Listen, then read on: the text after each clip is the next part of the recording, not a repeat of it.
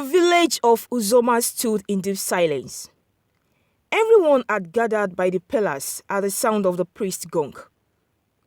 Not even the sounds of the birds were heard. The villagers were burning with curiosity.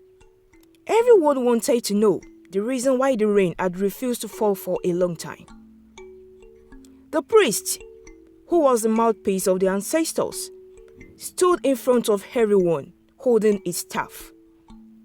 He looked at the sky, then at the people and said, "The gods are hungry."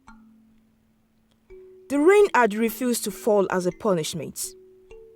The gold treasure, the treasure of our ancestors, kept in the shrine for ages, are missing. Ha! All the crowd echoed an exclamation. The king, sitting on his throne, blinked fast. He shifted uneasily on his throne. His eyes darted around, but his face remained calm. "But we all know that the gold is sacred," some of the crowd murmured. "And it has always been there. No one ever touched it. No one."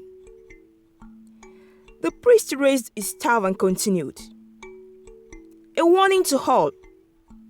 Whoever took the gold treasure must return it. If not, the sky will remain dry. The rain will not fall. The land will suffer. Even worse punishment will come." The priest declared. Long before King ODUMA became king, ODUMA was feared for his hunger for power. He had snatched Amira, the beautiful maiden promised to JAMA, a young farmer who was loved by all. King ODUMA snatched JAMA's supposed-to-be wife and made her his queen. That was not enough. Years passed. The gold treasure kept in the shrine, passed down from the ancestors, became the king's secret desire. Foreign men came across the sea, gave him bags of coins secretly, and he had given them the gold in exchange. He never thought that anyone would find out. Now, the consequence is here. The rain had stopped. The land was dry. The crops died. Hunger crept into every home. King ODUMA's secrets no one knew about was now open to the villagers. But no one knew it was him. Then, he had a plan to lie against JAMA to have stolen the gold treasure. JAMA was one of the people King ODUMA didn't like, since the woman he made his queen was supposed to be married to JAMA. On the third day after the village first gathering, the priest's gong sounded again. The villagers gathered at the palace, quiet and afraid. The priest turned to the people. "The treasure has not been returned. The girls are furious." King ODUMA, in his royal robes, stood up suddenly. He pointed at JAMA. "You," he said loudly, "have stolen the gold treasure." Gasps broke out. Everyone was dumbfounded. JAMA stood still, confused and shocked. He stepped forward slowly. Again, King ODUMA said, "You stole the gold treasure." "No, he did not." A small voice rose from the crowd. Everyone turned. Just then, a small hand pushed through the crowd. It was Amelia, the strange little girl who spoke the very first day her mother gave birth to her.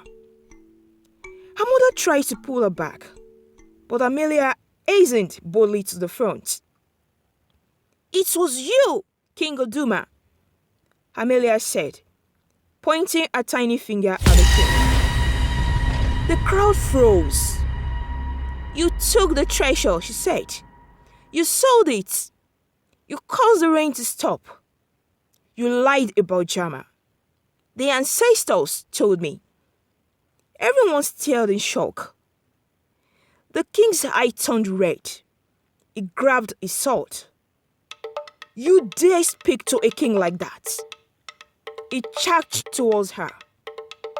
King ODUMA raised his sword, but before he could take a step closer, a loud thunder cracked the air.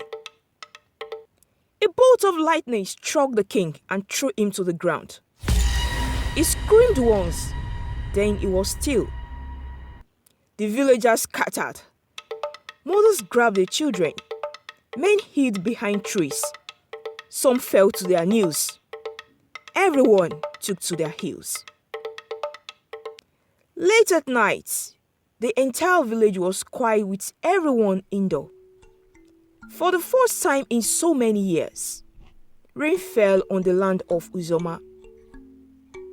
The next morning, everyone was seen at the village square. They gathered in twos and threes, discussing the tragic incidents.